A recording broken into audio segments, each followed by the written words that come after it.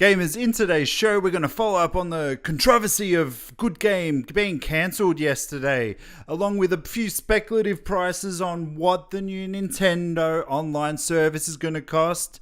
The Elder Scrolls is going back to a beloved faraway land. And don't forget Resident Evil 7's got some DLC out, along with a Steam update. All that and more in today's... Oh yeah, and don't forget, we got a new intro today. Yeah. What's going on in the world today? People fighting, feuding, looting, it's okay. Let it go, let it flow, let the good times roll. Tell 'em, Mikey. It ain't nothing but gaming. Mash Mikey Gaming. G'day Gamer Nation and all you mad gamers, I hope you enjoyed the new intro. So please in the comments let me know if you think it was stupid, if it was a bit over the top, or if it was just right. And also guys, don't forget, if you like today's show, give us a thumbs up. I only want one, I know you got two, but let's share the love. And if you like what I'm actually showing out here, don't forget to tell your mother, tell your father, tell your sister, tell your brother, tell your cousin, tell your friends, tell everybody about Mad Mikey Gaming. So as I detailed in the intro into today's show, we're going to be following up on a few things and talking about a lot of gaming stuff. So we've got a bit to get through today, so let's get into it. So guys, as I reported the other day, beloved game show Good Game has been cancelled over on the ABC because two of its main presenters have jumped ship. And now we've actually learned more about where they've jumped ship to. So Nichboy and Hex have taken their talents over to Channel 7 and they're going to be starting a new gaming show.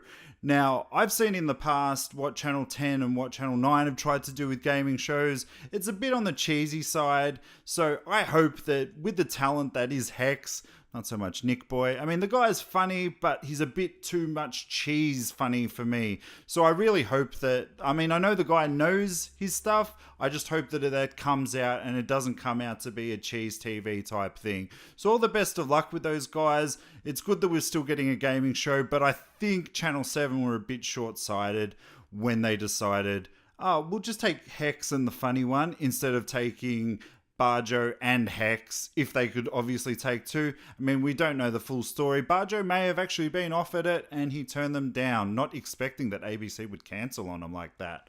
Also, as I said, there are now a bit of speculative prices going out there for what the Nintendo online component is going to cost. And it's actually come from Nintendo President Tatsumi Kashima. I hope I pronounced that right. I'm sorry if I didn't.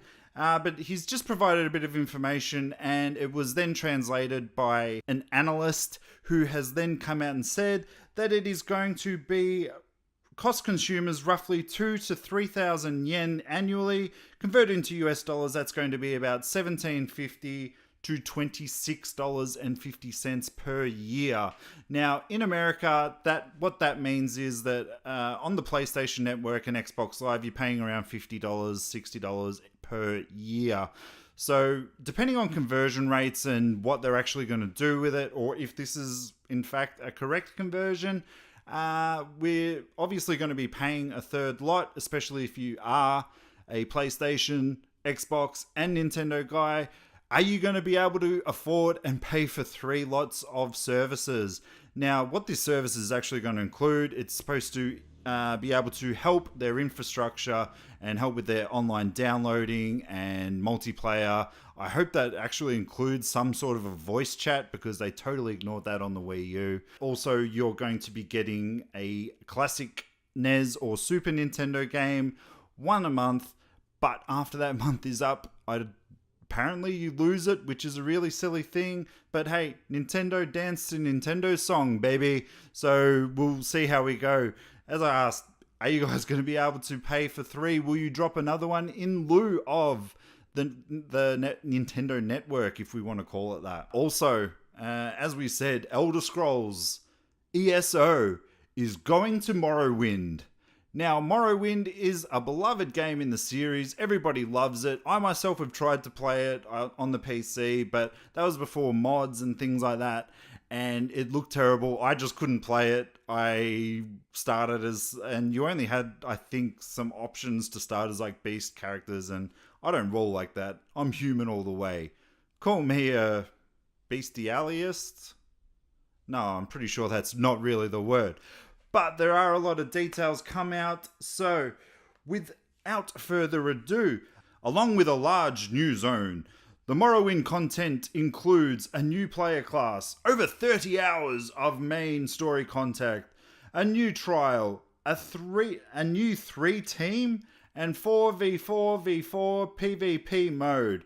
And the synopsis is as: Morrowind is in dire peril, and it's up to the player heroes to help Vivek, the legendary warrior poet and guardian of Vivandrefell, solve the mystery of his mysterious illness, regain his strength, and save the world from ultimate destruction. Now, for new players, you can jump straight into there, because there is actually going to be a huge fuck-off collector's edition with some really awesome statue involved. Hopefully I'll find a picture and you'll be looking at it right now. Existing players, you'll be able to actually either A, start a new character and get in there, or you'll be able to actually just flow on if you finish the story mode. But you can also start a new character and start in Morrowind as well. So it sounds like they're doing a really good job. They understand that not all people are going to be wanting to play the origin story of ESO, but then they understand also that there's a lot of fans out there that are fans of Morrowind, and they might just be wanting to get into it for the Morrowind aspect of things. So time will tell. It's got me kind of excited. I know I've got Elder Scrolls Online on both on PC, Xbox, and PlayStation 4. Haven't really gotten into it, so I'm kind of a bit wanting to get into it again. Also, the other day, Resident Evil 7 dropped with its first lot of DLC as part of the Season Pass.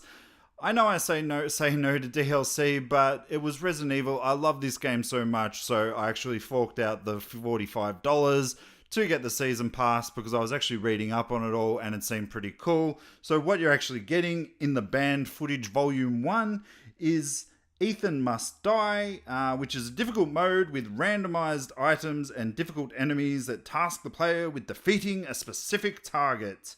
Also, it has Nightmare, and that's a survival mode where players need to survive until the morning using inside the baker's guest house. You'll run around avoiding enemies and crafting weapons in a frantic fight to last until the sun rises. And in the last part of the DLC, provides an intense and satisfying puzzle experience that ranks as one of the best in the series, and it has been out there. A lot of people are saying that it is one of the best actual puzzles in the series, not just on the paper and the intro of it all, which leads me to think, why did they not actually just put that in the game then? So I just don't get it. DLC, I know I'm part of the problem. I know I'm part of the problem. I know I have a problem. I know I say to you guys, do as I say, but not as I do. Come on, guys. This is ridiculous. But if I'm going to play it, I'm going to try it out. If there's any value, I'll let you guys know. I promise you.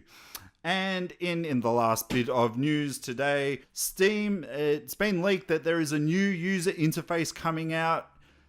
It looks pretty cool. It looks a lot more modern than what it is. I didn't actually like the current update that they've got at the moment. I just don't like how it looks. I don't like how they have the sales games. I really did prefer the old way to that. But what can you do? I mean, yeah, to me, Steam is just full of indie games now. But look, good on the indie games. They're getting out there. They're getting mainstream. So that's good. So does that mean that they're still indie games? But guys, that's it for today. As I said, just what I want to know.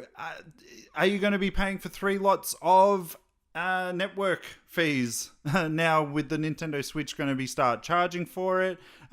Do you still play ESO? Are you excited about the latest Morrowind edition? Or are you just a fan of Morrowind and want to get back into it? Guys, that's it all for today. Tomorrow we'll see you for shit I'll probably never play. Bye, guys.